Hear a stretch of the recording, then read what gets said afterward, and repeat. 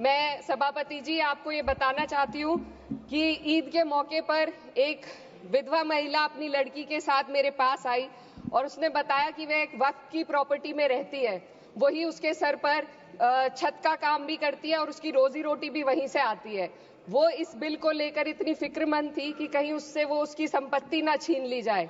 वो अकेली एक ऐसी महिला नहीं है, ऐसे लाखों लोग हैं जो वक्फ की गरीब महिलाएं जो वक्फ की संपत्ति से अपना रोजगार चला रहे हैं। और ये जो वक्फ बाय यूजर क्लॉज के हटाने से लाखों वक्फ की जायदाद अपना स्टेटस खो देंगी और लाखों लोग इसी तरीके के लोग सड़कों पर आ जाएंगे। वक्फ क्या है? वक्फ बाय यूजर क्या है? इसका ये मतलब है कि कोई जायदाद अगर सालों से दीन और भलाई के कामों के लिए इस्तेमाल हो रही हो तो वो खुद ब खुद वक्फ मानी जाएगी। हिंदुस्तान की अदालतों ने भी इस बात को तस्लीम किया है। वक्फ बाय यूजर सिर्फ वक्फ बोर्ड को ही मिली कोई खास सौगात नहीं है, ये बल्कि सभी अन्य धार्मिक ट्रस्टों को परंपरा और यूज के आधार पर बिना किसी डॉक्यूमेंटेशन के धार्मिक चरित्र को डिक्लेयर करने का राइट मिला हुआ है।